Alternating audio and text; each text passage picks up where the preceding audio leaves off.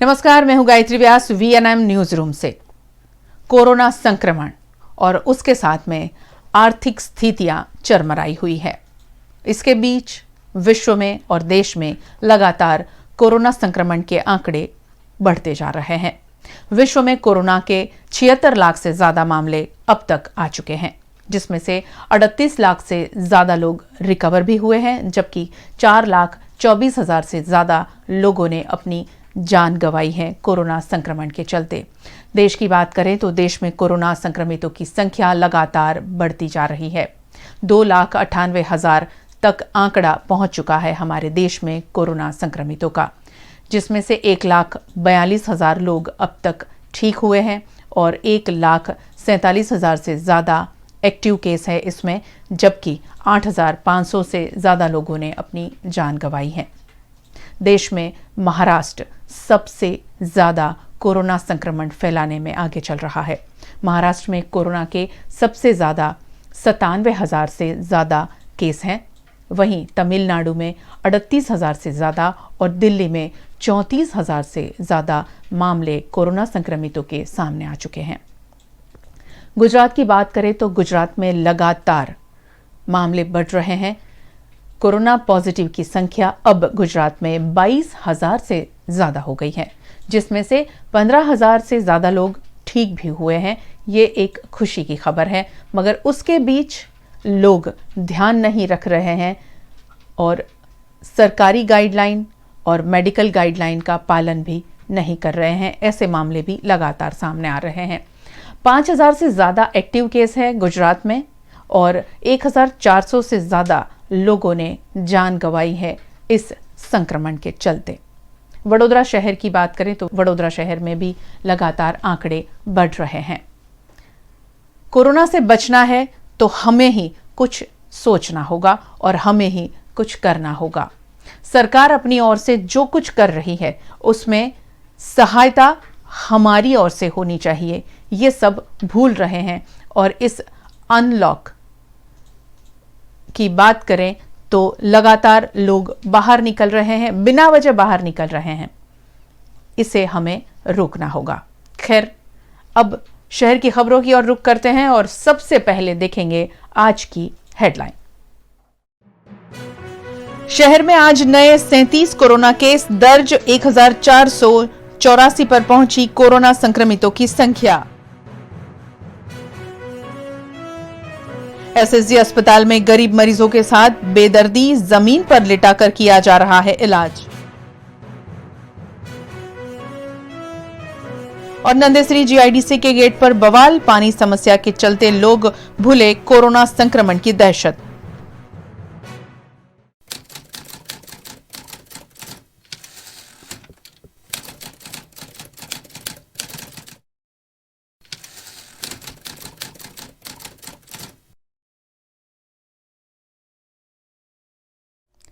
खबरों की शुरुआत करते हैं शहर की बड़ी खबर से। शहर में आज नए 37 मामले दर्ज हुए हैं कोरोना संक्रमितों के। शहर में कोरोना संक्रमितों की संख्या अब तक 1,484 हो चुकी है, जिसमें रिकवरी का आंकड़ा भी काफी अच्छा है। 935 लोग अभी तक ठीक हो चुके हैं। वडोदरा शहर में कोरोना वायरस केस की संख्या लगातार बढ़ रही है। शहर में 37 नए केस की आज वडोदरा महानगर पालिका के स्वास्थ्य विभाग ने पुष्टि की। पिछले 24 घंटों में 181 सैंपल लिए गए, जिसमें से 144 सैंपल नेगेटिव और 37 सैंपल पॉजिटिव आए हैं। कल से आज तक 8 लोगों को शहर के विभिन्न अस्पतालों से डिस्चार्ज भी किया गया है, जिसके चलते शहर में कोरोना से रिकवर होने वालों की संख्या 935 हो गई है। शहर में आज नए मामले नवापुरा, सुल्तानपुरा, वाड़ी, नवी धरती, वाघोड़िया रोड, समा, गोत्री, मकरपुरा, फतेपुरा, मांडवी, आजवा रोड, हरनी रोड, बापोद, बरानपुरा और ग्रामीण इलाकों में पादरा, बाजवा, मंजूसर और करजन से दर्ज हुए हैं। धार्मिक स्थलों पर और अस्पताल में हर व्यक्ति एक समान होता है और इसीलिए डॉक्टर को भगवान का दूसरा रूप कहा गया है। मगर शायद ये बात एसएसजी अस्पताल में लागू नहीं होती है। एसएसजी अस्पताल में गरीब मरीजों से भेदभाव किया जा रहा है। किसी को जमीन पर लिटाकर इलाज होता है तो किसी का पलंग से बांधकर इलाज किया जाता है। यही हाल है हमारी वडोदरा शहर की एसएसजी अस्पताल का, और ये देखने हमारी टीम जब पहुंची वहां तो मंजर बड़ा ही दर्दनाक दिखा। मध्य गुजरात का सबसे बड़ा सरकारी अस्पताल वडोदरा का एसएसजी अस्पताल है, जहां इलाज के लिए रोजाना हजारों की संख्या में लोग आते हैं। ऐसे में एसएसजी अस्पताल में मरीजों के साथ लापरवाही किए जाने के मामले भी अक्सर सामने आते रहते हैं। ऐसी ही एक मामले की पड़ताल के लिए आज वीएनएम टीम एसएसजी अस्पताल पहुंची, जहां अस्पताल के तत्काल विभाग के चौथी मंजिल पर मेडिसिन विभाग में कुछ मरीजों को जमीन पर सुलाया हुआ था। इस वार्ड में बेड खाली होने के बावजूद मरीजों को वार्ड के बाहर गद्दे डालकर सुलाया हुआ था। वहीं वार्ड के अंदर एक मरीज बेड के साथ रस्सी से बांधा हुआ भी नजर आया। मरीजों के साथ इस तरह की बेदर्दी एसएसजी अस्पताल प्रबंधन पर सीधा सीधा सवाल खड़े करती है। ताज्जुब की बात ये रही कि इस मामले हमारी टीम ने जब पूछताछ करने की कोशिश की तब उनके पास कोई ठोस जानकारी नहीं थी और ना ही कोई बोलने के लिए तैयार हुआ। यहाँ तक कि ये भिक्षुक जैसा दिखने वाला मरीज अस्पताल के रजिस्टर से नदारद था, यानी कि वहाँ उनका रजिस्ट्रेशन भी नहीं किया गया था। मरीज चाहे अमीर हो या गरीब, अस्पताल के लिए एक समान होता है और उनका रजिस्ट्रेशन भी आवश्यक होता है, लेकिन इन मरीजों का कोई नाम पता अस्पताल में दर्ज नहीं किया गया था। ऐसे में इन मरीजों का इलाज राम भरोसे ही चल रहा है, ऐसा कहना गलत नहीं होगा। इस मामले में एसएसजी के एमएलओ से पूछने पर उन्होंने भी अस्पताल के डॉक्टर और कर्मचारियों से जानकारी लेनी चाहिए, लेकिन एमएलओ तक भी ये जानकारी कर्मचारियों ने नहीं पहुंचाई और इस घटना से एसएसजी अस्पताल की कई पोल खुलकर सामने आई है। पानी की समस्या से परेशान लोगों ने बंद किया नंदेसरी जीआईडीसी का गेट। जीआईडीसी में काम करने वाले हजारों कर्मचारी हुए परेशान। इस बीच पानी की समस्या से जूझ रहे सभी लोग भूल गए कि कोरोना संक्रमण अभी भी हो रहा है। वहां पर सोशल डिस्टेंसिंग की धज्जियां उड़ती नजर आई और साथ ही साथ इन सब ने मिलकर न्योता दिया कोरोना संक्रमण को। नंदेसरी के चामुंडा नगर इलाके में निवासियों को पानी की समस्या सता रही है। इस मामले स्थानीयों ने जीआईडीसी मेन गेट आवाजाही के लिए बंद कर विरोध प्रदर्शन किया। चामुंडा नगर अनगढ़ ग्राम पंचायत के हस्तक आता है, जहां पिछले कई महीनों से सुचारू जलापूर्ति नहीं हो पा रही है। पानी की समस्या से जूझ रहे लोगों ने हल्ला बोल करते हुए नंदेसरी औद्योगिक इलाके में आवाजाही का गेट बंद कर आपत्ति जताई, जिससे नंदेसरी में काम करने वाले हजारों कर्मचारियों को कई परेशानी हुई। नंदेसरी पुलिस ने मौके पर पहुंचकर स्थानीयों को समझा बुझाकर आवाजाही के लिए जीआईडीसी का मेन गेट खुलवाया।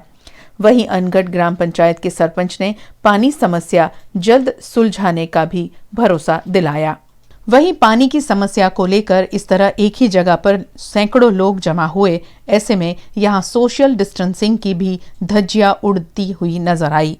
कोरोना के केस लगातार बढ़ रहे हैं, ऐसे में इस तरह एक ही जगह पर सैकड़ों लोगों का इकट्ठा होना कोरोना वायरस को बढ़ावा देने का कारण जरूर बन सकता है। शहर को शर्मसार कर दे ऐसी आज एक घटना सामने आई है। मुझे ऐसा लग रहा है कि वडोदरा शहर को संस्कारी नगरी कहा गया है। ये टैग इस खबर देखने के बाद आप खुद ही हटा दोगे और हटाना भी चाहिए। एसएसजी अस्पताल की लापरवाही का एक ऐसा किस्सा आज उजागर हुआ है, जिसमें गोरवा की गर्भवती महिला मांगती रही इलाज के लिए समय डॉक्टर से और कोई भी उनके इलाज के लिए बाहर नहीं आया और बच्चा मौत के मुंह में चला गया। ये लापरवाही वडोदरा शहर के एसएसजी अस्पताल में सर सयाजीराव गायकवाड़ ने ये अस्पताल जब बनाया होगा, नहीं सोचा होगा कि इस अस्पताल में काम करने वाले कर्मचारी, नर्सिंग स्टाफ और डॉक्टर इस तरह वडोदरा शहर की जनता के साथ में इतनी बड़ी लापरवाही और इतना बड़ा दर्दनाक मंजर खड़ा करेंगे। इतनी सारी बात बताने के पीछे एक ही कारण है। वीएनएम हमेशा एसएसजी अस्पताल में जाता है और कई बातें ऐसी उजागर करने की कोशिश करता है, मगर ये बात शायद प्रशासन तक, स्वास्थ्य विभाग तक नहीं पहुंच पाती है या फिर ये सारे प्रशासन और स्वास्थ्य विभाग के लोग बहरे, गूंगे और ब्लाइंड हो चुके हैं। शहर में एक दिल दहलाने वाली घटना आज फिर सामने आई। गोरवा की गर्भवती महिला धर्मिष्ठा राणा डिलीवरी के लिए एसएसजी अस्पताल में भर्ती हुई थी, लेकिन डिलीवरी के दर्द के बीच उन्हें अस्पताल के कर्मचारी और नर्सिंग स्टाफ द्वारा एक वार्ड से दूसरे वार्ड घुमाया गया। और जब ये महिला अपने इलाज के लिए इस वार्ड से उस वार्ड घूमती रही, तब एक वीडियो भी किया गया था उनके परिवार की ओर से, और उस वीडियो में वो बता रही है कि वहां के नर्सिंग स्टाफ ने क्या उनको जवाब दिया था। કે કાલ રાતે તમારે શું થયું હતું પહેલા? કમરમાં મને જો રાત્રે 9 વાગ્યાનો દુખાવો થયેલો. એટલે બેને એવું કીધું હતું મેડમે કે તમને કશું બી થાય, દુખાવો બી થાય તો તમે નીચે ગયા ને તો કોઈએ હાથ ના મૂક્યો. તો કે અમારા જ ના આવે, તમારા જે ડૉક્ટર હોય ને તમે એમને મળો કે અમારી જવાબદારી નહીં. પછી બધા ટેવ પડી જાય કે પછી અહીંયા હું સિસ્ટરની જોડે 2-3 ઉઠાડવે ગોળી મળે, ગોળી ખાય તો મને ઇન્જેક્શન આલો, દુખાવો બહુ થાય અને ડિલિવરીનું ખરેખર ટાઈમ આવી ગયો તો કરી દે. ડૉક્ટર કોઈ જ કદાચ કોઈ ના જોવાયું મને. જો હાજી સિઝર કરીને કરતા તમારે આવું ના થાય. અને કેટલો 4 કિલોનો છોકરો, મારી છોકરી નીચે. અને નીચે તમે ગયા? નીચે ગયા છે નીચે 2 વાર જઈને આવી નીચે. તમે જાતે ગયા હતા? જાતે પૂછો આપણે. અને દાદરા ઉતરી ચડીને આવી અંદર આમાં. તો એ લોકોએ શું જવાબ આપ્યો? અહીં રિસેપ્શન પર તમે પૂછી દો. કશું નહીં કે ત્યાં નોર્મલ ડિલિવરીનું વોર્ડ છે ને એમાં તો કે અમારી ના આવે જવાબદારી, તમારા જે ડૉક્ટર હોય ને એમને મળો કે. ટેવ પડી જશે. અને નીચે અને કે અમે પછી કરીએ ને બધું તો અમારે ટેવ પડી જાય કે તમારા ડૉક્ટર નહીં, એમને ઊંઘવાનું છે, એમને ઉઠાડો ને કે. એટલે ગમે તે ડૉક્ટર હોય, દર્દી તો તમારે કોઈ બી ના જોવાનું. અને અહીં રિસેપ્શન પર શું કીધું? અહીંયા તો કોઈ હતું જ નહીં. અહીં નીચે તો કોઈ નહોતું. સિસ્ટર હતા, એમનું ત્યાં આગળ છે નહોતું જવાતું. 2 વાર હું ગઈ, મને વોર્ડ ના મળ્યો તો પેલા બેનને પૂછીને હું ગઈ બોલો. તો એમને ઉઠાડવા ગઈ તો એમને કે મને કશું ના હોય કે તમારા ડૉક્ટર કોઈ આવ્યા નહીં કે જે થાય ને બધું સવારે. તમે કીધું નહીં કે મારે ડિલિવરી છે, મારા પેટમાં બાળક છે, તો મેં કીધું તો માથી ચડાતું ઉતરાતું તો હું ગઈ. આ ડૉક્ટરની લાપરવાહી લીધે જ હતું. અને હાથ સુધી બાળક મારું પેટમાં હલતું મને જયશ્રી ભાભી અમને પૂછો, બધાને ખબર છે. હું આખી રાત હું 2 વાર બોલો દાદરા નહોતા ચડાતા ઉતરાતા તો ગઈ તો કોઈ મને સરખો જવાબ જ ના આપ્યો. અમારી જવાબદારી કે તમારા ડૉક્ટરને મળો. તો કે તમારા ડૉક્ટરનું નામ. હવે દિવસમાં કેટલા ડૉક્ટર હતા, આપણે કયા ડૉક્ટરનું નામ યાદ હોય? મને સિઝર કર્યું તો અત્યારે આવું નહીં થતું. और ऐसी लापरवाही के चलते महिला के बच्चे की डिलीवरी के दौरान मौत हो गई। मृतक बच्चे को हाथ में लेकर अस्पताल में घूमते हुए प्रबंधन से न्याय मांगा, लेकिन उन्हें न्याय तो क्या, जवाब देने के लिए भी कोई सामने नहीं आया। आज रोज रुक्मणी हॉस्पिटल एसएसजी हॉस्पिटल है, ત્યાં એક બનાવ બન્યો કે રાત્રે 12 વાગે જીગરભાઈ રાણા એમની મિસિસ ધર્મિષ્ઠાબેન જે પ્રેગ્નેન્ટ હતા અને પ્રેગ્નેન્ટના લીધે એમને અસહ્ય દુખાવો થયો. એમને એ પોતે અને એમની સાસુમાં પોતે જઈને રિસેપ્શન પર વાત કરી કે અમને આવો અસહ્ય દુખાવો થાય છે, પણ કોઈ ઓબ્જેક્શન એમને લીધું નહીં, હાથમાં કોઈ વસ્તુ બોલવા રેડી ના થયા. છેલ્લે એ પોતે નીચે ગયા, પોતે 3 માળ ઉતરીને નીચે વાત કરવાનું કીધું કે તમે જે નીચે જઈને ડૉક્ટર્સને વાત કરો. હવે એક પ્રેગ્નેન્ટ લેડી કેવી રીતે આ અસહ્ય દુખાવા સાથે નીચે જાય? આવી રીતે કેવી રીતે નીચે જઈને વાત કરે? કેમ એ લોકોની જવાબદારી નથી બનતી કે આપણે પોતે જ આગળ આપણે ધ્યાન રાખીએ? એ વસ્તુ ખબર નથી પડતી. આ વસ્તુને લીધે આજે એક પિતાએ અને એની માતાએ બાળકનો જીવ ગુમાવ્યો. એક નાની આટલું બધું જયા પછી એક નાની અમથી ગોળી આપી દીધી અને કોઈ તો તમારો દુખાવો બંધ થઈ જશે. હવે એ ગોળી કર્યા પછી એ બી વોમિટિંગ થઈ ગઈ છે. હવે એ ગોળી સાની હતી એ બી અમે જાણતા નથી. આ કારણે અમે લોકોએ જીગરભાઈ રાણા, જેના છોકરાના પિતા, એ 4 કલાક સુધી એ બાળકને લઈને એસએસજી હોસ્પિટલમાં ફરતા રહ્યા ન્યાય માટે કે મારા બાળકનો જવાબ આપે કે કેવી રીતે શું થયું છે, આ વસ્તુની ઘટના કેવી રીતે ઘટી છે. રાત્રે આવી નિષ્કાળજી કેમ લેવામાં આવી? કેમ રાત્રે સર્જરી ન થઈ શકતી હતી? રાત્રે થઈ શકતું હતું, કેમ ના કર્યું? કેમ સવારમાં ડૉક્ટર દ્વારા સર્જરી કરવામાં આવી? અને એ સર્જરીમાં એવું કીધું ડૉક્ટર એ પહેલાં તો બાળક મૃત હાલતમાં જ હતો અને એવું કહેવામાં આવે છે સવારના ડૉક્ટર દ્વારા કે એ બાળક જે છે એ મૃત હાલતમાં છે અને એને ટોયલેટના કારણે ટોયલેટ અંદર થઈ જવાના કારણે એ ગળામાં પી જવાથી મૃત્યુ પામેલ છે એવું સવારના ડૉક્ટરનું કહેવું છે। તો રાતના ડૉક્ટર ને સવારના ડૉક્ટરમાં કઈ બેદરકારીઓ આવે સામે એ જ કોઈ ખબર પડતી નથી। હવે રહી વાત કે જેટલા બી ડૉક્ટર છે જેટલા બી જો રાતના ડૉક્ટર હતા સવારના ડૉક્ટર હતા જે આ ઘટના ઘટી છે તેમનો જવાબ એ લોકોએ લેખિતમાં આપવો પડશે એવી રજૂઆત આજે અધિકારીઓને જાણ કરી છે। અને જીગર રાણા એ પોતે અને અમે લોકો સાથે મળીને હું સચિન નાય અને મને સાથે મળીને આ વસ્તુને લેખિતમાં એક રજૂઆત કરી છે। હવે રહ્યો જવાબ આપવાનો લેખિતમાં જવાબ આપવો પડશે અને 4 જણા જે બી ડૉક્ટર્સ હતા નર્સ હતા જે રાતે સ્ટાફ ઊંઘતો હતો એની નિષ્કાળજીને લીધે આ બધું જે થયું છે એ જવાબ તમારે આપવો પડશે। 8 जून से धार्मिक स्थलों को खोला गया और आज उसके बाद पहला जुमा था। कड़िया मस्जिद में मुस्लिम समुदाय के लोगों ने अदा की जुमा की नमाज। सामाजिक दूरी सुनिश्चित करने के लिए अलग अलग वक्त पर की गई अल्लाह की इबादत। कोरोना महामारी के चलते इतिहास में हमेशा याद की जाए ऐसी घटनाएं देखने मिल रही है। ऐसी ही एक घटना कड़िया मस्जिद में देखी गई, जहां जुमे की नमाज अदा करने मुस्लिम समुदाय इकट्ठा हुआ, लेकिन एक ही मस्जिद में अलग अलग समय पर मुस्लिम बंधुओं ने जुमे की नमाज अदा कर अल्लाह की इबादत की। इस दौरान कोरोना वायरस के संक्रमण से बचने के लिए सामाजिक दूरी और मास्क भी सुनिश्चित किया गया था। मस्जिद में वजू खाना भी बंद रखते हुए सभी मुस्लिमों को घर से वजू करके आने की हिदायत दी गई, जिससे लोगों को कोरोना संक्रमण से बचाया जा सके और साथ ही साथ इबादत भी हो सके।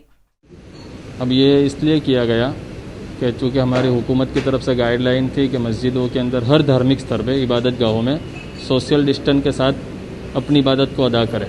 अब हमारे यहाँ सोशल डिस्टेंस के साथ इबादत अदा करने की वजह से मस्जिद छोटी पड़ती थी, लोग ज़्यादा थे, तो 2-3 मरतबा नमाज करके हुकूमत की गाइडलाइन के मुताबिक हमने इबादत की, ताकि हुकूमत की गाइडलाइन भी हो जाए, इबादत भी अदा हो जाए और लोगों की सेफ्टी को मद्देनज़र रखते हुए, ध्यान में रखते हुए ये जो है कदम उठाया है।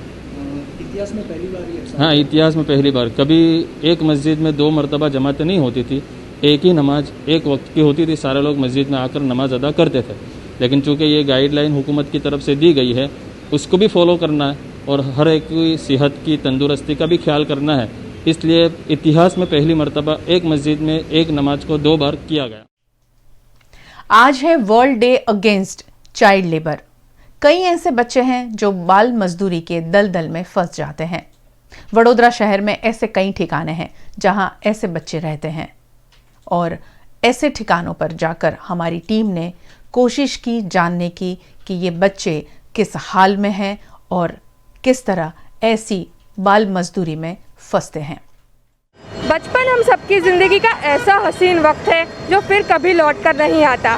बचपन में न किसी चीज़ की जिम्मेदारी होती है, न कोई परेशानी होती है, बस होता है तो खेल कूद और पढ़ाई। लेकिन हर बच्चे को ऐसा बचपन नसीब हो ये ज़रूरी नहीं है। आज है world day against child labour. Child labour यानी कि बाल मजदूर।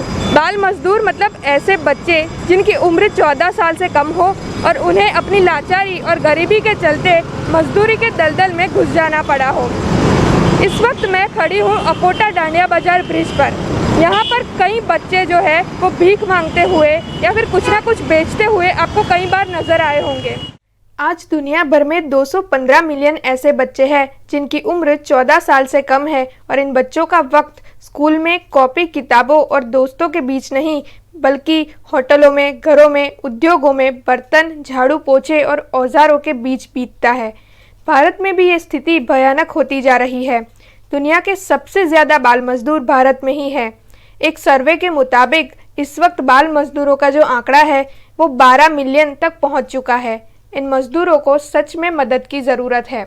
आज जब हमने इन बच्चों से बात करने की कोशिश की तो उन्होंने कैमरा देखते ही बात करने से इनकार कर दिया। शायद ये लोग भी जानते हैं कि कैमरा पर कुछ भी बोलना इनके लिए नुकसानकारक साबित हो सकता है। इस वक्त हम रेलवे स्टेशन के इलाके में आ चुके हैं। यहाँ पर कई सारे बच्चे हैं जो भीख मांगते हुए रोज़ ही नज़र आते हैं।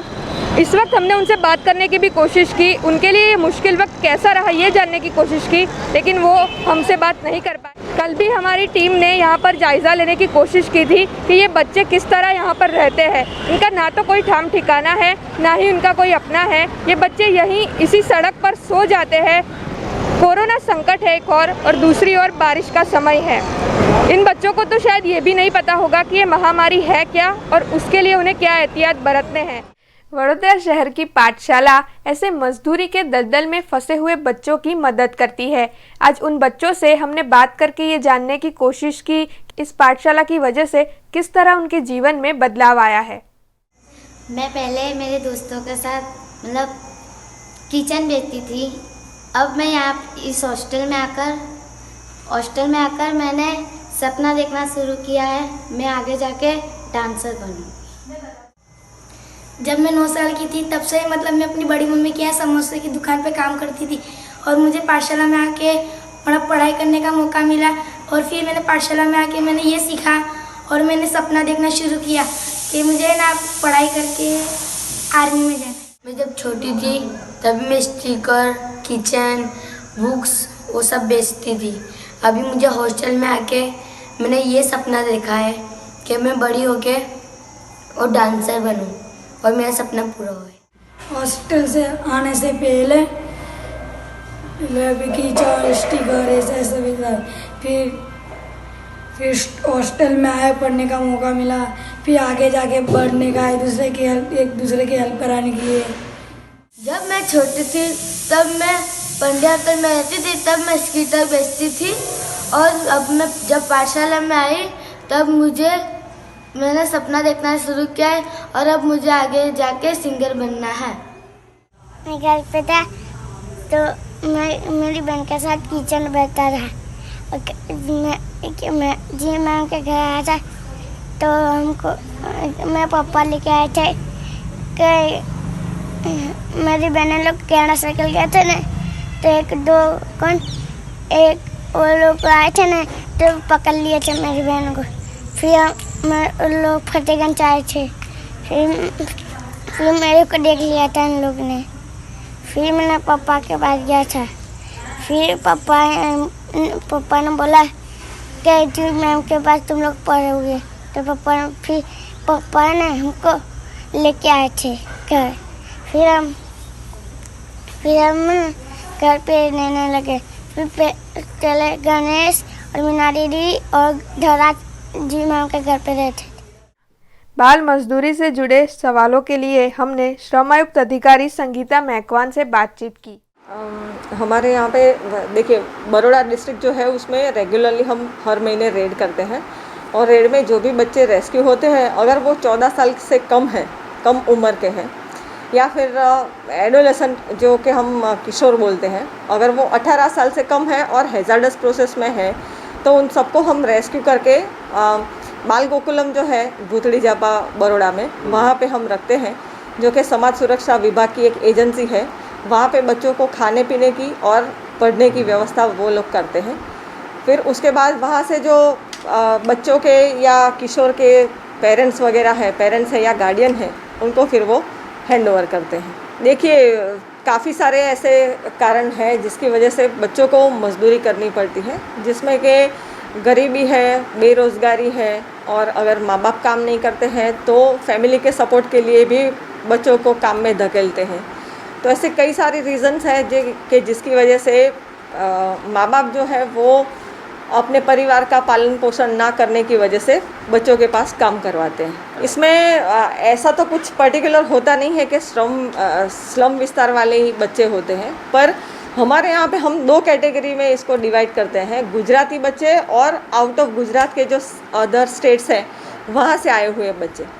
तो ऐसा देखा जाता है कि हमारे यहाँ पे जो टी स्टॉल है या फिर होटल रेस्टोरेंट्स है, जो रोड साइड लारी गल्ला वगैरह होता है, उसमें ये बच्चे जो है वो काम करते हैं। उसमें काफ़ी सारे गुजराती भी होते हैं, काफ़ी सारे बच्चे जो है वो यूपी, राजस्थान और दूसरे स्टेट्स के भी होते हैं। देखिए अभी जब तक लॉकडाउन चल रहा है और ये सारी रिस्ट्रिक्शंस है गवर्नमेंट के हिसाब से, तब तक तो कहीं पे भी हम बच्चों को बाहर नहीं देख रहे हैं, कोई भी जगह पे वो लोग काम नहीं कर रहे हैं।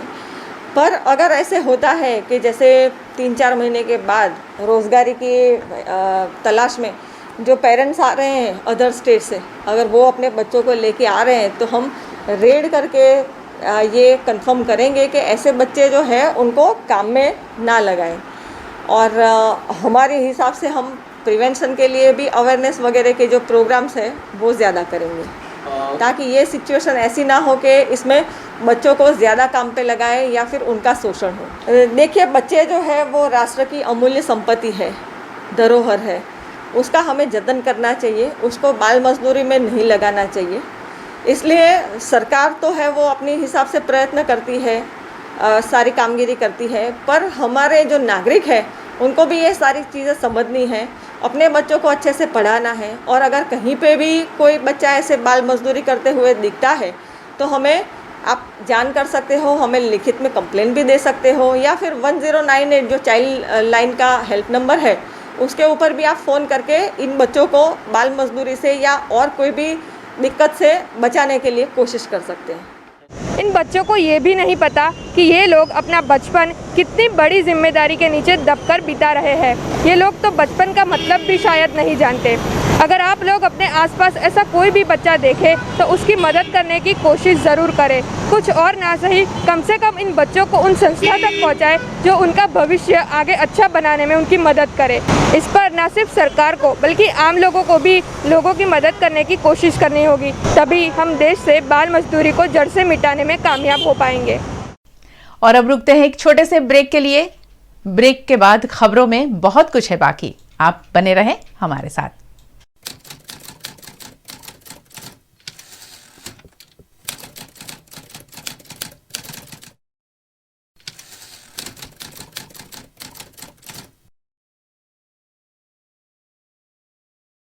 कोरोना की दहशत के बीच भी ब्यूटी पार्लर जाना अब हो गया है जरूरी। फिर भी अगर आपके मन में हाइजीन को लेकर डर है तो आप बेफिक्र होकर जाइए मांजलपुर और जेतलपुर के कृपा ब्यूटी क्लिनिक में, जहां आज से नहीं 2006 से ही मास्क, हैंड ग्लव्स और सैनिटाइजिंग के साथ ही अलग अलग कमरों में होती है ब्यूटी ट्रीटमेंट। यहाँ हर क्लाइंट को मिलता है स्वस्थ और स्वच्छ माहौल। तो फिर विजिट करें कृपा ब्यूटी क्लिनिक और अपनी सुंदरता को दे एक नई पहचान। कृपा beauty clinic, G2 Pratap tower behind आंगन tower near Bhavans school, Makarpura road, Vadodara, और E113 Kashi Vishweshwar township tower 4 Jetalpur road, Vadodara. Hospital में हर पेशेंट की जांच बहुत ही सावधानी पूर्वक से करते हैं। हम किसी पेशेंट को अंदर बिना सैनिटाइजेशन किए आने नहीं देते। हर पेपर का हम फ़ोटो निकालते हैं जो मोबाइल में मुझे व्हाट्सएप पे मिल जाता है, और हर रिपोर्ट उसी तरह हम चेक करके और यहाँ से मेरे पास जो पेपर होता है उसमें लिख के आगे दवाई हम उनको दे देते हैं। पेशेंट को ज़रूरत पड़ती है तो ही हम लिटा के चेक करते हैं, बाकी इसी तरह सोशल डिस्टेंसिंग मेंटेन करते हुए ऑनलाइन ट्रांजैक्शन से ही हम लोग कामकाज करते हैं। सोनोग्राफी में भी हम पेशेंट को जब लेते हैं तब सैनिटाइज किया हुआ रूम होता है। पेशेंट की सोनोग्राफी ख़त्म हो जाए उसके बाद दोबारा हम स्प्रे कर देते हैं सो दैट दूसरे पेशेंट को कोई प्रॉब्लम ना हो। पेमेंट भी हम पेटीएम से या कार्ड से ही करते हैं। हमारे हॉस्पिटल में जो सारवार के लिए दर्दी आते हैं, जिनका ऑपरेशन भी होता है और दाखिल भी होते हैं, हम उनको डाउटफुल रख के ही दर एक स्टेप पे कंप्लीट केयर लेते हैं, जिससे कोई डॉक्टर और स्टाफ को संक्रमित न हो और पेशेंट की रिकवरी फास्ट हो जाती है। अभी ये परिस्थिति में हम दर एक दर्दी को सारवार देते हैं, ओपीडी और इंदौर दोनों।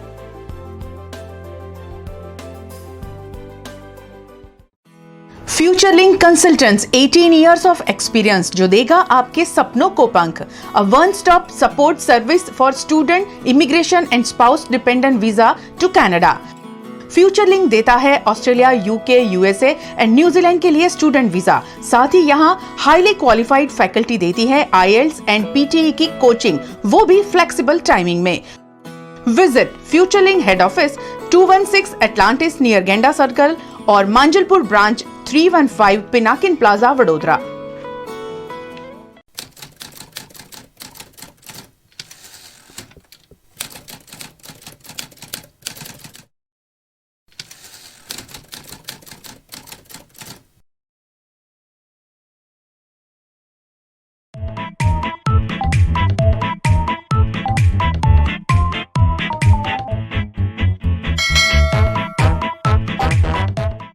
Happy birthday to me. Happy birthday to me.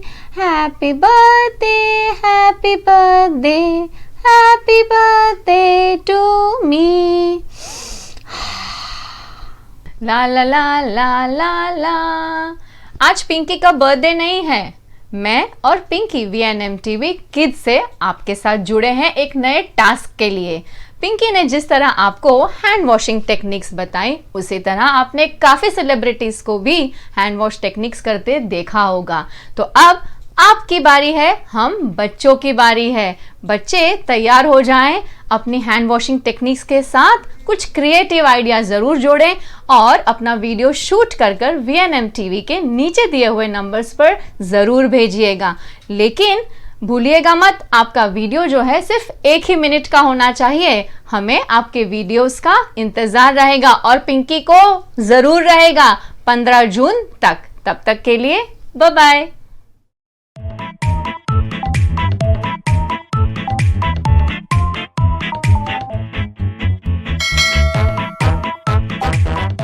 तालाबंदी के बाद खुले मस्जिदों में पहली बार अदा हुई जुम्मा की नमाज।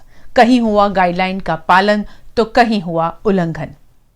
तालाबंदी के 2.5 महीने के दौरान धार्मिक स्थलों को भी बंद रखा गया था, जो अब 8 जून से खोले गए हैं। सयाजीगंज के परशुराम भट्टा इलाके में मुराद शहीद मस्जिद में तालाबंदी के बाद पहली बार मुस्लिम बंधुओं ने एकत्रित होकर जुमे की नमाज अदा की। सभी नमाजियों को स्क्रीनिंग के बाद ही मस्जिद में प्रवेश दिया गया। इस दौरान सभी नमाजियों को अपने घर से वजू करके आने के, सुन्नत नमाज घर से ही अदा करके आने के, सभी नमाजियों को जानमाज घर से लेकर आने के, मास्क पहनकर मस्जिद में टॉयलेट, बाथरूम या तौलिया का इस्तेमाल नहीं करने के, बीमार व्यक्तियों को नमाज में शामिल नहीं होने के, सभी नमाजियों के बीच 1.5 मीटर का अंतर रखने की, मस्जिद में हाथ मिलाने या गले मिलने पर पाबंदी लगाई गई थी। नमाज के दौरान कहीं कोविड-19 की गाइडलाइन का पालन देखा गया तो कहीं कहीं सोशल डिस्टेंसिंग का अभाव भी नजर आया। जुम्मा का जो खुतबा अदा हुआ वो कायदेसर अदा हुआ है। जो प्रमाणे हमको सरकारी लोगों ने किया है कि भाई दूर रख के नमाज पढ़ना, इसी रीत से हमने सबके पास नमाज पढ़ाई है। आज करीब 11 जुम्मा हो गए। 11 जुम्मा के बाद आज 12वां जुम्मा है, जिसमें हिंदुस्तान की हुकूमत ने मुसलमानों को मस्जिदों में नमाज अदा करने की जो इजाज़त दी है और जो सोशल डिस्टेंस का जो गाइडलाइन बनाई गई है उसका पूरी तरह से इस मस्जिद में पालन किया गया है। यहाँ जितने भी नमाजी मस्जिद में आए हैं उनका बाकायदा स्क्रीनिंग किया गया है और स्क्रीनिंग के बाद उनका कंप्लीट टेम्परेचर जो गाइडलाइन के हिसाब से जो मेंटेन था, जो दिखाया गया है, उसी हिसाब से उनको यहाँ पर आने की इजाज़त दी गई। सोशल डिस्टेंस मेंटेन करके यहाँ पर नमाज अदा हुई है। यहाँ पर ये मुराद शहीद मस्जिद के जो ट्रस्टी है, जो यहाँ के वहीवट करता है, वो सब यहाँ हाजिर रहे और यहाँ पर हाजिर रह के इन्होंने ये पूरे गाइडलाइन का पालन कराते हुए आज जो भी यहाँ जो नमाज अदा की गई है वो बाकायदा सोशल डिस्टेंस के हिसाब से अदा हुई है। जेतलपुर की मस्जिद में भी मुस्लिम बंधुओं ने बड़ी संख्या में एकत्रित होकर जुमे की नमाज अदा की। ये जेतलपुर मस्जिद वडोदरा है और जुम्मा की पहली नमाज जो अपने लॉकडाउन के बाद की, उसमें लोगों ने कम से कम 200 से 300 लोगों ने लॉकडाउन का कायदा का पालन करते हुए सबने नमाज पढ़ी और कोरोना के लिए दुआ भी मांगी कि इसको खुदा दूर कर देवे। आज पहली नमाज थी अनलॉक 1 के बाद और हमने देखा कि मस्जिद काफ़ी क्लीन थी और सैनिटाइजेशन किया हुआ था और मौलाना ने हमें सबको जो है सबको सोशल डिस्टेंसिंग मेंटेन करवाया। और सबसे ख़ास बात ये रही कि आज जुम्मा में 2 खुतबे हुए, एक खुतबा 1:05 को हुआ और एक दूसरा खुतबा 1:20 को हुआ, जिसके वजह से सोशल डिस्टेंस मेंटेन भी हुई और ज़्यादा से ज़्यादा लोगों की नमाज़ भी पढ़ने की मौका मिला। आप क्या मैसेज देना चाहते हैं इस बारे में? मैसेज यही देना चाहते हैं कि जितना हो सके सोशल डिस्टेंस मेंटेन करके रहे और हर मस्जिद को इसी तरह जो है 2 खुतबे या 3 खुतबे करके जो है शिफ्ट बाय शिफ्ट अपनी नमाज कंप्लीट करनी चाहिए ताकि सबको नमाज जुम्मा की नमाज अदा हो सके। कोरोना के बढ़ रहे केस के बावजूद जिला में हो रहे हैं कम टेस्टिंग। जिला कांग्रेस ने इस पर आवाज उठाई है। वडोदरा जिला कांग्रेस कमेटी द्वारा जिला विकास अधिकारी किरण झवेरी से सभी जिलों में कोरोना की टेस्टिंग बढ़ाने की मांग की गई। जब से तालाबंदी को अनलॉक किया गया है तब से सभी जिलों में कोरोना के केस बढ़ चुके हैं। ऐसे में टेस्टिंग के जरिए जल्द से जल्द कोरोना के मामले उजागर किए जाने की मांग जिला कांग्रेस की ओर से की गई। મૂળ જે ગ્રામ્ય વિસ્તારની અંદર બી હવે જે કોરોના મહામારીનો ફેલાવો ચાલુ થયો છે અને પરિસ્થિતિ ગુજરાતમાં ખાસ કરીને એવી છે કે ગ્રામ્ય વિસ્તારોની અંદર સ્વાસ્થ્ય સેવા જોઈએ એવી આયોજન થયું નથી। ખુદ હેલ્થ ઓફિસર અને ડીડીઓ સાહેબે જ કીધું કે એવા કોઈ મોટી સંખ્યામાં બેડ નથી એમની ટ્રીટમેન્ટ માટે, વેન્ટિલેટરની વ્યવસ્થા એની જોડે બીજા ઘણા ડૉક્ટરો જોઈએ, એનેસ્થેસિયાવાળા, એમડી ફિઝિશિયન એવા બધા ડૉક્ટર જોઈએ, એ બધી બી વ્યવસ્થા ગ્રામ્ય વિસ્તારમાં થઈ નથી। એ પરિસ્થિતિમાં જો ગ્રામ્ય વિસ્તારમાં આનો ફેલાવો થાય તો બહુ મોટી જાનહાનિ થઈ શકે એવો ખતરો છે ભારત દેશમાં। એટલે આ ટેસ્ટિંગની ફેસિલિટી બહુ મોટા પાયે ગુજરાત સરકાર, ભારત સરકારે વધારવાની જરૂર છે। એ જ રજૂઆત કરવા અમે ડીડીઓ સાહેબ પાસે આવ્યા। ब्रांडेड कंपनी का एयर फ्रेशनर बनाने वाला क्राइम ब्रांच की गिरफ्त में है। वहीं गौ तस्करी करने वाले 2 लोग भी 7 गायों के साथ आज गिरफ्तार हुए। दशरथ करचिया रोड पर सीताराम एजेंसी के नाम से हितेश गोठी नामक व्यक्ति डाबर इंडिया लिमिटेड के एयर फ्रेशनर और गोदरेज कंज्यूमर प्रोडक्ट लिमिटेड के एयर पॉकेट का डुप्लीकेट निर्माण करता था, जिस पर पूर्व सूचना के आधार पर क्राइम ब्रांच ने छापेमारी करते हुए आरोपी हितेश गोठी को गिरफ्तार कर लिया है। क्राइम ब्रांच को एक इन्फॉर्मेशन मिली थी, उसके आधार पर बड़ौदा के पास के एक दशरथ गांव के एक खेत में से गोदरेज और दूसरी डाबर जैसी कंपनियों के डुप्लीकेट एयर स्प्रे और एयर फ्रेशनर बनाने का रॉ मटेरियल और काफ़ी सारे डुप्लीकेट लोगो इन कंपनियों के क्राइम ब्रांच ने किए हैं। और उसके आधार पे एक हितेश गोठी नाम के एक शख्स को भी अरेस्ट किया और लगभग 15 लाख से ज़्यादा का मुद्दा माल भी हम क्राइम ब्रांच को रिकवर करने में सफलता मिली है।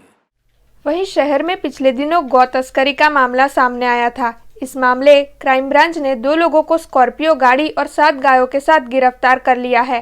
क्राइम ब्रांच ने आरोपियों के पास से 4,45,500 का मुद्दा माल जब्त भी किया है। बड़ौदा सिटी के सलाटवाड़ा एरिया में लगभग 4 दिन पहले रात को एक गौ तस्करी की वारदात हुई थी।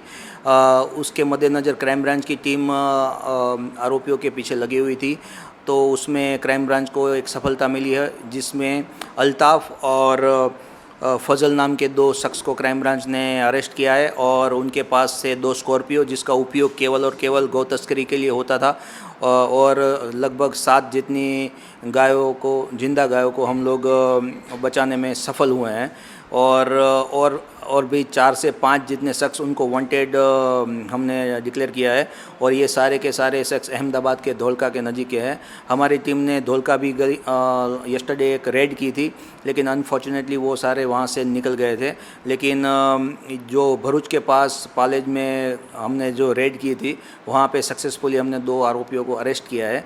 तो ऐसे रिकवरी में 7 जिंदा गाय, 2 स्कॉर्पियो और 2 आरोपियों को पकड़ने में क्राइम ब्रांच को सफलता मिली है। हाँ, क्योंकि ये लोग जब गौ तस्करी के लिए निकलते थे तब ये स्कॉर्पियो का नंबर प्लेट फ्रिक्वेंटली चेंज कर देते थे। जब ये बड़ौदा में उस रात को आए थे गौ तस्करी के लिए तो उन लोगों ने एक्टिवा की नंबर प्लेट लगाई थी और ये पता उससे चला कि एक वहाँ पे जो स्पॉट पे एक बंदा मौजूद था, उसने एक वीडियो ले लिया था और उसके आधार पर ही पूरी वारदात ध्यान में आई थी। अनलॉक 1 में काफी कुछ खुला है और जिंदगी पटरी पर भी आ रही है, मगर शहर में पिछले 2.5 महीनों से नहीं खुल पा रहे हैं जिम संचालकों ने जिलाधीश कार्यालय के बाहर आज किया प्रदर्शन। अनलॉक 1 में सरकार ने कई सेवाओं को अनुमति दी है, लेकिन अब तक शहर में जिम नहीं खोले गए हैं। जिम के संचालकों और ट्रेनरों ने इस मामले जिलाधीश कार्यालय के बाहर हाथों में बैनर लेकर प्रदर्शन करते हुए जिम खोलने की अनुमति दिए जाने की मांग की। उनका कहना है कि रोग प्रतिकारक क्षमता बढ़ाने के लिए लोगों का स्वस्थ रहना बेहद जरूरी है। ऐसे में जिम खोलने की अनुमति उन्हें दी जानी चाहिए। हमारा मुद्दा ये है कि जल्द से जल्द जिम खोला जाए, क्योंकि जिम सबसे पहले बंद हुआ था, 16 मार्च के करीब बंद हुआ था और अभी तक चालू नहीं हुआ है। और कुछ बर्डन्स जो हम पे डाल दिए गए, जैसे ऑलरेडी हमारे पास लैंडलॉर्ड का बर्डन है जो रेंट का है, और गवर्नमेंट ने हमको हाउस टैक्स ऑलरेडी दे दिया है कि एडवांस में पे करने को, जो कि लॉकडाउन था, कोई इनकम नहीं हुई है, हमारा ज़ीरो इनकम है और ऑलरेडी बर्डन बढ़ा हुआ है। और उस हिसाब से हमको पहले से गवर्नमेंट ने एडवांस टैक्स के लिए दे दिया।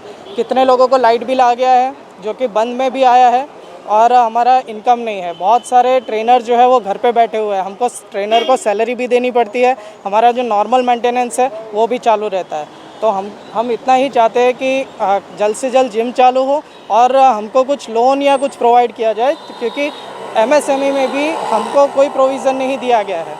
हमको अगर जिम आगे चालू करना है, 3 महीने से हमारा जिम बंद है, हमारे 3 महीने का जो रेंट है वही मिनिमम सबसे कम रेंट जो है वो 40,000 जितना होता है।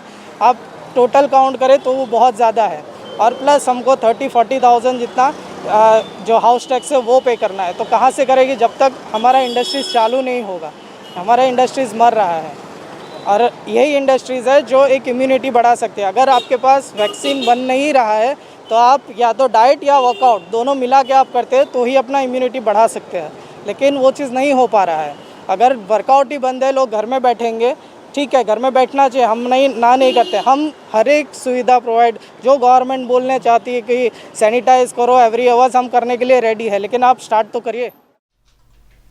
अनलॉक 1 में शहर में सिटी बस सेवा शुरू तो कर दी गई है, लेकिन 80 सिटी बस की 70,000 की कैपेसिटी के सामने 5 से 7,000 लोग ही रोजाना सिटी बस में सफर कर रहे हैं।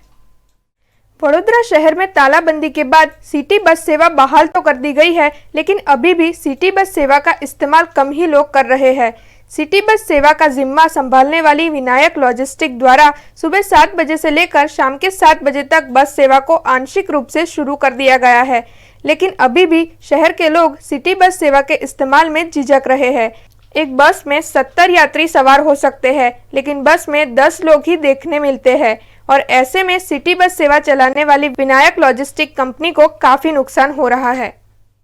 लॉकडाउन पहला अपने डेली पर डे डेलीना 1.25 लाख ऊपर पैसेंजर अपडाउन करता था અને 150 થી 160 બસ ચાલતી હતી અને સવારનો ટાઈમ 5:30નો લઈને સાંજે 10:30 સુધીનો હતો। હવે લોકડાઉનમાં આપણી બસ બંધ રહેલ 69 દિવસને અત્યારે અનલોકડાઉન પ્રથમ થયું છે ત્યારે આપણે સવારના 7 થી સાંજના 7 12 કલાક જ બસ ચલાવીએ છીએ અને ફક્ત આપણી 80 બસ જ ચાલે છે અને એમાં પેસેન્જરને આપણે 50% બેસાડીએ પણ અત્યારે 50% કરતાં પણ ઓછા પેસેન્જર છે।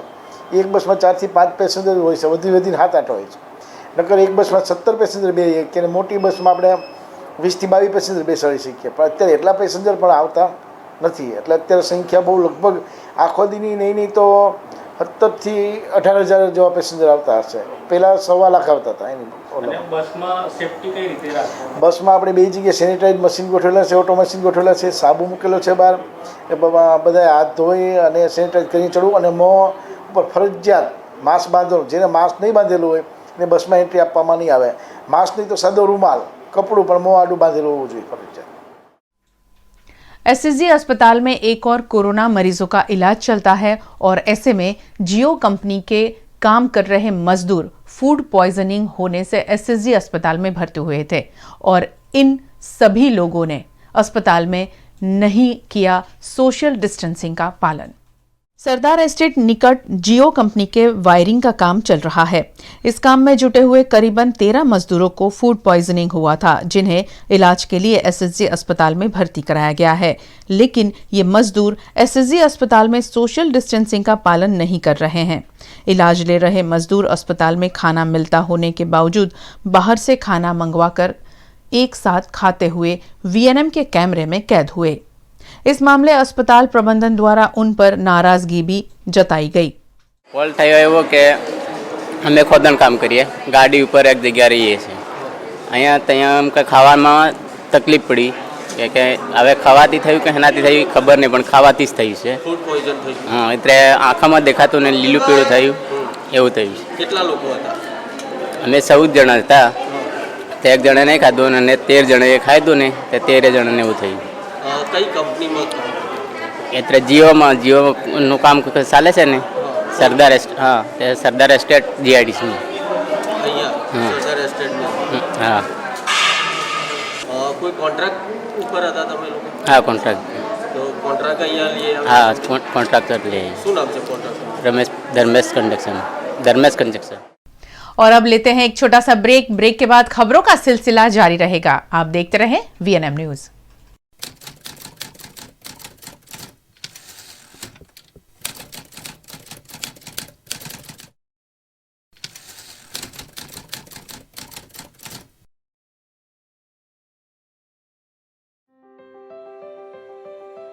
हॉस्पिटल में पेशेंट्स आते हैं जिसमें से शायद कोई कोरोना का कैरियर भी हो सकता है, तो इन सब लोगों से हमें अपने आप को, दूसरे पेशेंट्स को, स्टाफ को, सबको सुरक्षा पहुंचानी है और साथ साथ में हमारी ट्रीटमेंट भी सही रूप से देनी है। तो सबसे ज़्यादा हमारा ध्यान जो है वो साफ़ सफाई पे है और प्लस हेल्थ केयर सिस्टम पे बहुत बर्डन ना आए उसके लिए हम अपॉइंटमेंट्स को लिमिटेड कर रहे हैं। हॉस्पिटल में पेशेंट अंदर आने से पहले उसका मास्क कंपलसरी है, फुटवेयर निकलवाते हैं, टेम्परेचर, उसका बुखार चेक करते हैं, हैंड सैनिटाइज करवाते हैं, 3-3 फुट के अंतर पे पेशेंट्स को बिठाते हैं, एक ऑनलाइन ट्रांजैक्शन करवाते हैं या तो कैश को लेते हैं तो उसको we keep it in the UV chamber sterilization के लिए। तो इस तरह से एक बार हम जब पेशेंट को अंदर चेकअप करते हैं तो अब हम हमारे प्रोटेक्शन के लिए भी प्रॉपर जिस तरह से इसको फेस शील्ड है, गाउन है, ग्लव्स है, नाइट्रिल ग्लव्स हैं, N95 मास्क है, तो ये सब प्रोटेक्शन वाली चीज़ें पहन के पेशेंट को चेकअप करते हैं। स्वयं की रक्षा खुद करें।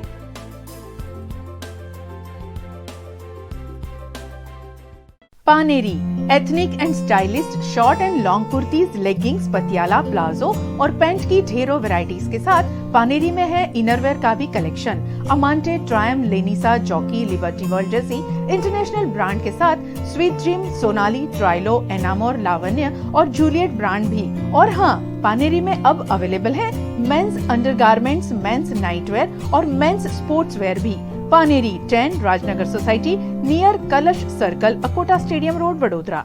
GIHM, Gujarat Institute of Hotel Management, 25 years of excellence in hotel management education, rated best hotel management institute by CSR and second in Gujarat by CSR survey. 100% placement Gujarat की सबसे पुरानी होटल मैनेजमेंट इंस्टीट्यूट। GIHM का मकसद सिर्फ अच्छी शिक्षा देना ही नहीं, मकसद है स्टूडेंट्स में आत्मविश्वास और आत्मनिर्भरता की कमी पूरी करना। यहाँ है AC क्लासरूम, लेटेस्ट टेक्नोलॉजी से एडवांस स्टडी, देश विदेश में 5 स्टार होटल और क्रूज लाइन में 100% placement. Gujarat institute hotel management behind Sun Pharma research centre next to Ashwamegh, Akota, Vadodara.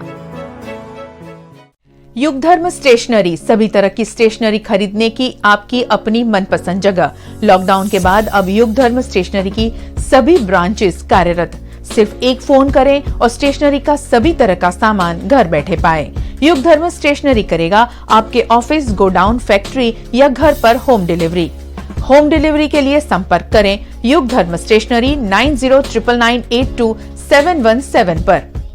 इस महामारी में लोग डर रहे हैं अस्पताल जाने से भी, लेकिन गोत्री रोड का मोदी नर्सिंग होम है कोरोना संक्रमण से संपूर्ण सुरक्षित।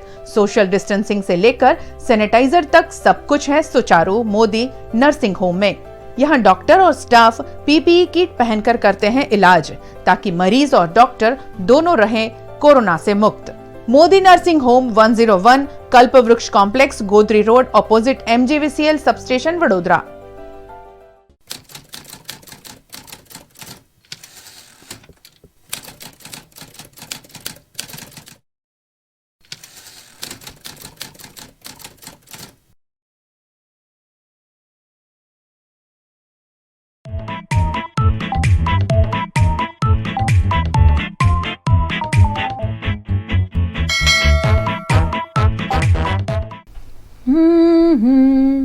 Happy birthday to me, happy birthday to me, happy birthday, happy birthday, happy birthday to me. ला ला ला ला ला ला। आज पिंकी का बर्थडे नहीं है। मैं और पिंकी VNM TV किड्स से आपके साथ जुड़े हैं एक नए टास्क के लिए। पिंकी ने जिस तरह आपको हैंड वॉशिंग टेक्निक्स बताई, उसी तरह आपने काफ़ी सेलिब्रिटीज़ को भी हैंड वॉश टेक्निक्स करते देखा होगा। तो अब आपकी बारी है, हम बच्चों की बारी है। बच्चे तैयार हो जाएं, अपनी हैंड वॉशिंग टेक्निक्स के साथ कुछ क्रिएटिव आइडिया जरूर जोड़ें और अपना वीडियो शूट कर VNM TV के नीचे दिए हुए नंबर्स पर जरूर भेजिएगा। लेकिन भूलिएगा मत, आपका वीडियो जो है सिर्फ 1 ही मिनट का होना चाहिए। हमें आपके वीडियोस का इंतजार रहेगा और पिंकी को जरूर रहेगा 15 जून तक। तब तक के लिए बाय बाय।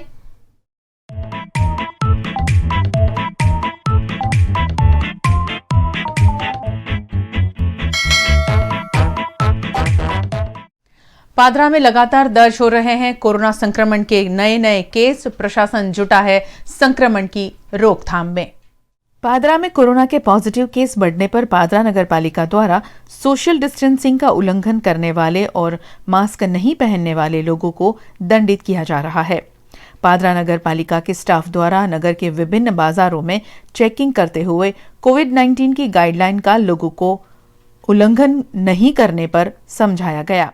કોરોના વાયરસના કારણે પાદરાની અંદર દરરોજે કેસો વધતા જાય છે, એના કારણે ચીફ ઓફિસર શ્રી પાદરા નગરપાલિકા દ્વારા સૂચના આપવામાં આવેલ છે અને દરેક વિવિધ વિસ્તારોની અંદર આખી અમારી ટીમ નગરપાલિકાની ફરીને જે લોકોએ માસ્ક નહોતા બાંધ્યા, સોશિયલ ડિસ્ટન્સ નહોતું રાખ્યું, જે વેપારીઓએ એ લોકોની પાસે દંડનીય કાર્યવાહી કરી અને દંડ વસૂલ કરવામાં આવ્યો છે અને દરેક જનતાને પણ અમે જાગૃત કરીએ છીએ કે પોતાની સાવધાની માટે, પોતાના સ્વબચાવ માટે હવે પોતે પોતાની રીતે કાળજી રાખવાની છે અને દરેકે માસ્ક બાંધીને જ નીકળવાનું છે। કોઈ પણ જગ્યાએ તમે ખરીદ કરવા માટે જાઓ ત્યારે સોશિયલ ડિસ્ટન્સ આપણે જાતે જ જાળવવાનું છે।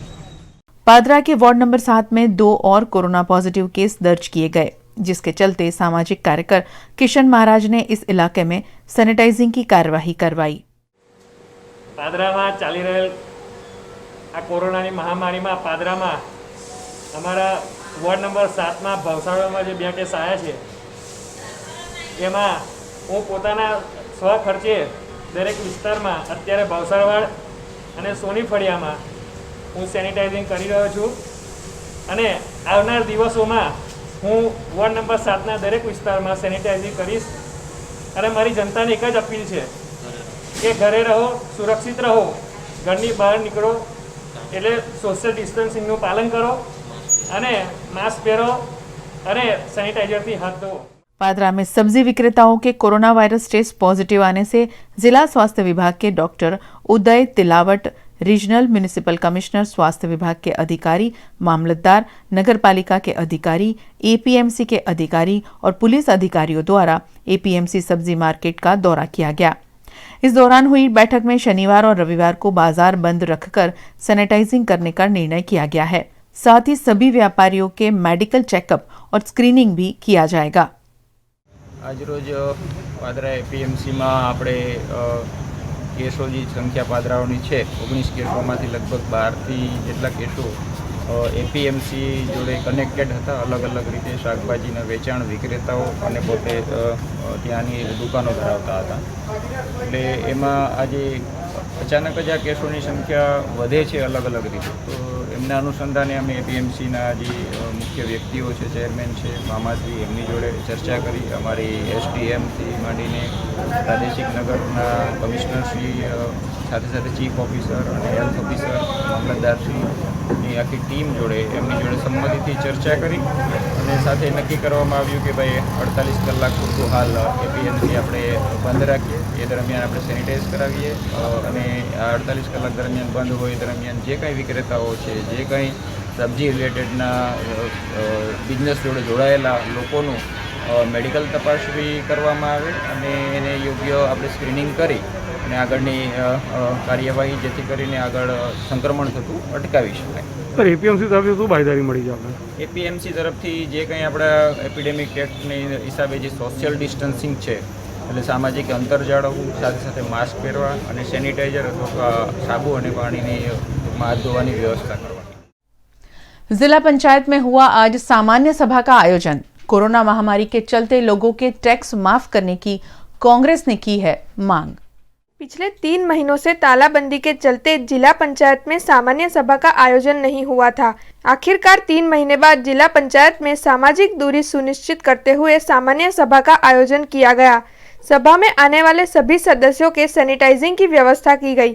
जिला पंचायत के अध्यक्ष, उपाध्यक्ष और डीडीओ किरण झवेरी की उपस्थिति में आयोजित सामान्य सभा में भाजपा और कांग्रेस के सदस्यों की उपस्थिति रही।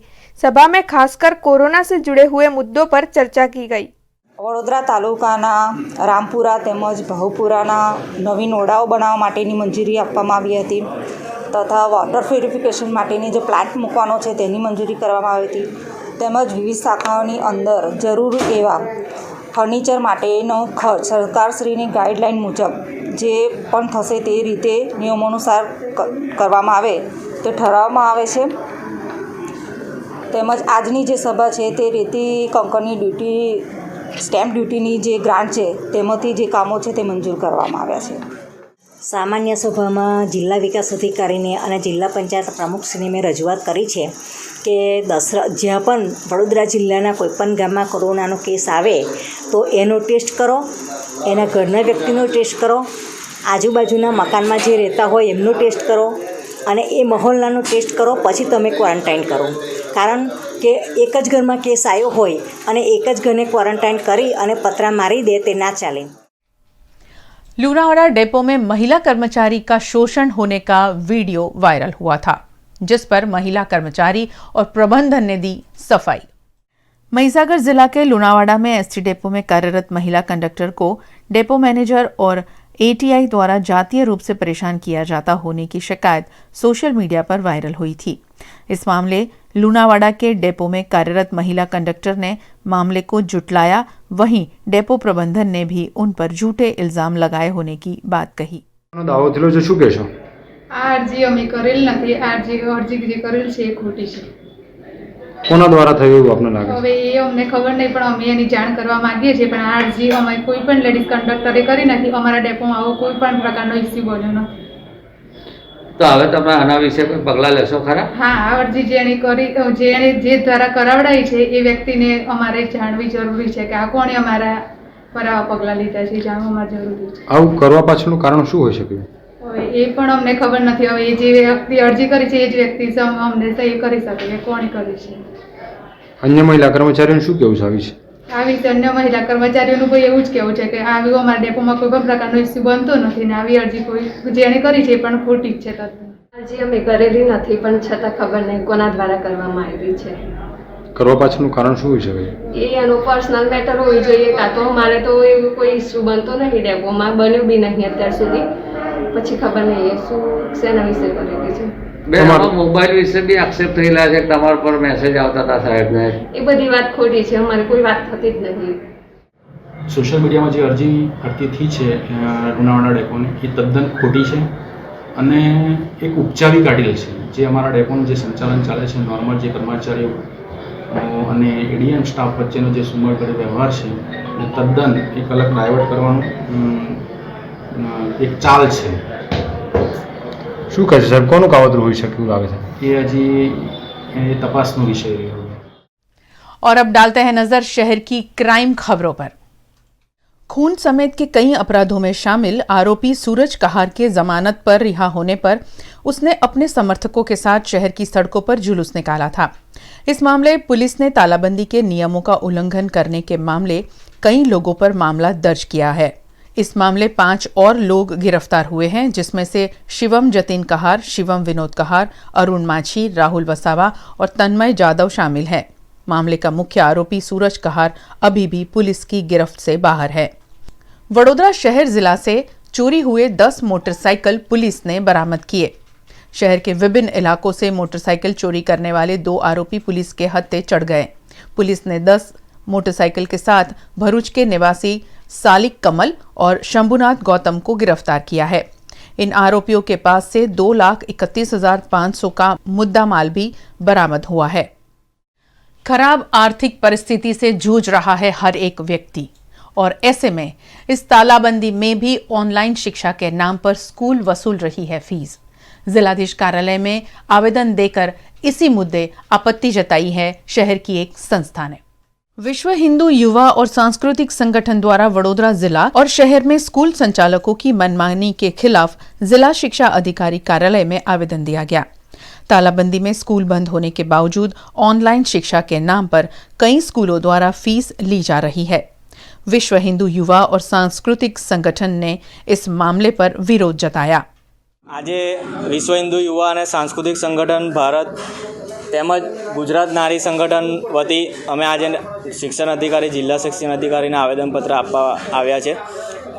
વડોદરા શહેરમાં ચાલતી શાળા સંચાલકોના જે દમનગીરી છે એના વિરોધમાં તેમજ ઓનલાઈન શિક્ષણ જે પદ્ધતિ અત્યારે ચાલુ કરવામાં આવી છે તેમજ એના વિરોધને લઈને આજે અમે આવેદનપત્ર આપવા અહીંયા આવ્યા છે। અને આવેદનપત્રમાં જણાવવામાં આવ્યું છે અમારા દ્વારા કે તાત્કાલિક ધોરણે આને બંધ કરવામાં આવે તેમજ આ ઓનલાઈન પદ્ધતિ શિક્ષણ જે છે નાના બાળકોને આંખની તકલીફ થઈ શકે છે અને બહુ મુશ્કેલી અનુભવી શકે છે। તેમજ આ જે ઓનલાઈન શિક્ષણ પદ્ધતિ છે એની અંદર ગૃહિણીઓ પર આનો માર પડે છે। ગૃહિણીને ઘરનું કામકાજ બી જોવાનું હોય છે તેમજ આ બાળકો બરાબર ભણે છે કે નહીં એનું બી ધ્યાનની જવાબદારી આજે ગૃહિણીઓ પર આવી પહોંચી છે। તો અમે આનો સખત વિરોધ કરીએ છીએ અને આ વિરોધ કરવા માટે અમે 10 દિવસની અંદર સરકારને આપીએ છીએ। 10 દિવસની અંદર જો બંધ નહીં કરવામાં આવે તો સમગ્ર ગુજરાતની અંદર અમે આ આંદોલન છેડીશું અને હાઈકોર્ટમાં પણ જવાનું થશે તો હાઈકોર્ટમાં પણ જઈશું અમે। એકચ્યુઅલી અત્યારે એવું છે કે ઓનલાઈન શિક્ષણમાં આજે તમારા ઘરે કામ હોય, સવારના 8 વાગ્યાનો જે ટાઈમિંગ હોય છે, સવારે તમે કામ કરો, બાળકને ભણાવો કે અમારે ઓફિસ પણ હવે સ્ટાર્ટ થઈ ગઈ છે તો તમે એ કરો, એ તકલીફ પડે છે। જેને 2 બાળકો હોય અને એક તો એના માટે 2 મોબાઈલ જોઈએ ઘરમાં, એટલે એ 2 મોબાઈલ બિઝી થઈ જાય છે તો તમે એના દ્વારા બીજું કંઈક કરી નથી શકતા। જો તમારો ઓનલાઈનનો બિઝનેસ હોય તો તમે એમાં પણ કશું ધ્યાન નથી આપી શકતા। મોબાઈલના લીધે આ બધી બહુ જ તકલીફો પડી રહી છે। એટલે અમારી એ જ અપીલ છે સરકારને કે જ્યારે નાના બચ્ચાઓ જે એવા બાળકો છે જે જાતે ભણી શકતા હોય એમનું શિક્ષણ સ્ટાર્ટ કરે તો વાંધો નહીં, પણ જે નાના બાળકોનું શિક્ષણ સ્ટાર્ટ થઈ રહ્યું છે એ અત્યારે અમારા માટે બહુ તકલીફની વસ્તુ છે। તો આ બાબતને ધ્યાનમાં રાખીને સરકાર ઉચિત નિર્ણય લે 10 દિવસમાં, એ જ અપીલ છે हमारी। शहर में अनलॉक 1 के तहत सरकारी बिन सरकारी ऑफिसेस चालू हो रही है। सरकारी गाइडलाइन के साथ शहर में खुला जन सेवा केंद्र, मगर यहां भी सोशल डिस्टेंसिंग का अभाव देखा गया। शहर के जन सेवा केंद्रों को 10 जून से खोला गया है। जन सेवा केंद्र में हजारों लोगों की आवाजाही को रोकने के लिए ऑनलाइन अपॉइंटमेंट दी जा रही है, लेकिन कुछ सेवाएं ऑनलाइन उपलब्ध नहीं होने से लोग बड़ी संख्या में अभी भी जन सेवा केंद्र पहुंच रहे हैं। नर्मदा भवन के जन सेवा केंद्र में लोगों के खड़े रहने के लिए मार्किंग तो किया गया है, लेकिन सुचारू व्यवस्था के अभाव में लोगों की भीड़ जन सेवा केंद्र के बाहर देखी गई। सोशल डिस्टेंसिंग का यहाँ नामो निशान नहीं दिख रहा है। जो सेवाएं ऑनलाइन है उसका भी लाभ सर्वर डाउन होने से नागरिक नहीं ले पा रहे हैं। ऑनलाइन अपॉइंटमेंट के छे एमनु सर्वर ज खुलतुं नथी। 2 દિવસથી ટ્રાય કરીએ છીએ તો પછી ઓનલાઈન અહીં લાઈન લગાડવાની, ઓનલાઈન અપોઇન્ટમેન્ટ આપે ફરી લાઈન લગાડવાની, આ શું ધતિંગ ચાલે છે? પણ આ જે લાઈન છે સરકારની ગાઈડલાઈન પ્રમાણે લોકોને ઊભા રાખે છે અહીંયા કોઈનું બાપ છે જ નહીં મૂકવા માટે, જોડે જોડે જ ઊભા રહે છે બધા। સોશિયલ ડિસ્ટન્સનું પાલન નથી થતું જ નથી ને। કોણે પડેલી છે? કહો તો ગવર્મેન્ટ વાળાની કોણે પડેલી છે? ઓનલાઈન એપોઇન્ટમેન્ટ હોવા છતાં પણ આજે અમારે અત્યારે જો 11 સાડા 11ની એપોઇન્ટમેન્ટ છે પણ તો પણ હજી પણ અહીંયા અમારે ઊભું રહેવું પડે અને તે પણ ટાઈમ સ્લોટ તો કોઈ નક્કી જ નથી। તમને લાગી રહ્યું છે કે સરકારની ગાઈડલાઈન પ્રમાણે અહીંયા ગાઈડલાઈન પ્રમાણે તો દેખાય છે કે કશું છે તો થતું નથી। બધા જોડે જોડે ઊભા છે, એકબીજાને કહીએ તો પણ બધા કોઈ માનવા તૈયાર નથી। હવે સરકારે કશું નથી કરવાનું, પબ્લિકે જ કરવાનું છે। બધા આગા પબ્લિકે ઊભું રહેવાનું છે પણ એ પણ કોઈ નથી કરતું। કાળજી લે છે બધા, કંઈ પણ જાય છે પણ કોઈ ઊભું રહેવા તૈયાર નથી। તો બધી જ વસ્તુ ઓનલાઈન કરવાની અને પરફેક્ટ એનો ટાઈમ મારે જો હું દાખલો દઉં તો મેં પરમ દિવસે કર્યું સાંજે તો મારી ટાઈમ લિમિટ આવ્યું જ નહીં, નેક્સ્ટ મારે કરવું પડે। બીજું કે મોબાઈલ મારો છોકરો ભણતો હોય તો એની પાસે મોબાઈલ હતો, અત્યારે મારે એને ફોન કરીને બોલાવવો પડ્યો કે બેટા તું મને ફોન આપી જા, ફોનમાં મારી અપોઇન્ટમેન્ટ છે। કે ત્યાંથી લાઈનમાં ઊભા રહ્યા 1 કલાકથી ત્યાં બારી ઉપર જ્યારે જઈને અરજી આપીએ છીએ ને ત્યારે એવું કહે છે કે તમે ઓનલાઈન કરાવડાવ્યું. તો ફર્સ્ટમાં પહેલેથી જ કોને કસ્ટમરને કે તમે ઓનલાઈન અરજી કરાવડાવો અને પછી જ તમે બારી ઉપર અમને આપવા આવો, તો માણસને સમજણ પડશે. જો ગામડામાંથી માણસ આવ્યો હશે એને શું ખબર પડવાની? બેન ત્યાં ઊભા છે, ઓનલાઈન શું છે એ જ ખબર નથી, બરાબર છે. હવે બારી પર જ્યાં પછી એવું કહે છે, બારી પર જ્યાં પછી એવું કહે છે કે ઓનલાઈન તમે કર્યું છે, હે, તો એનો મતલબ શું? એજન્ટો ત્યાં પૈસા જ પડાવી લે, બરાબર. હવે ઓનલાઈન ખબર ન હોય, 200 રૂપિયા આલો, 100 રૂપિયા આલો, બરાબર છે. હવે ઓનલાઈન બારી પર જ્યાં પછી હવે અમારે મજબૂરીથી પછી એમને જ પૈસા આપી અને કામ કરાવવું પડે છે. અમે જૈન સેવા કેન્દ્રમાં મેકવા આવ્યા છે, અમે સિક્યુરિટીમાં છે. અમે જવાબદારી એવી આવે છે કે અમે લાઇનમાં લોકોને કહે છે કે તમારે 3 ફીટ માટે તમે સ્પેન્ડ રાખો. બધા જગ્યા તમે ન્યૂઝોમાં જોઈ રહ્યો છો, તમારો સોતર માટે પણ તમારી હચવા માટે તમે દૂર દૂર જ ઊભા રહો. એના માટે અમે ફરિયાદ કરીએ છીએ અને જો બી આવે એમને લાઇનમાં બતાવી દે છે. જેને માહિતી કામની લેવું હોય એને માહિતી બી આપી દે છે. અમે એ લોકોને અને પણ જવાબદારી તમારી કે અહીંયા અધિકારીઓની હોય છે ને? હોય, બધાની હોય, પણ અમારી બી હોય તો અમે કહી દઈએ છીએ. ગાઈડલાઈન પ્રમાણે કોઈ ઊભા રહેલા દેખાય છે તમને? સર, અમે તો બધાને સમજાય છે. અત્યાર સુધી અમે સવારથી પબ્લિકને સમજાય છે કે સાહેબ તમે એક બાજુમાં 2-2, 3-3 ફીટની અંતરે રાખો. અંદર છે ઓફિસમાં, અંદર છે, પણ આ બધા બહાર ઊભા છે. હા, બહાર માટે અમે હાથ ધોવા માટે મૂકેલું છે સર. જો સામે છે બધી વ્યवस्था, साबु भी है. नर्मदा भवन में चलने वाला एजेंट राज तालाबंदी के मुश्किल समय में भी बेरोक-टोक जारी है. लोगों की जरूरत को ध्यान में रखते हुए एजेंट हजारों रुपए लेकर उनका काम करवा रहे हैं. वीएनएम टीवी के कैमरे को देखकर फिर एक बार जन सेवा केंद्र के एजेंटों में भगदड़ मच गई.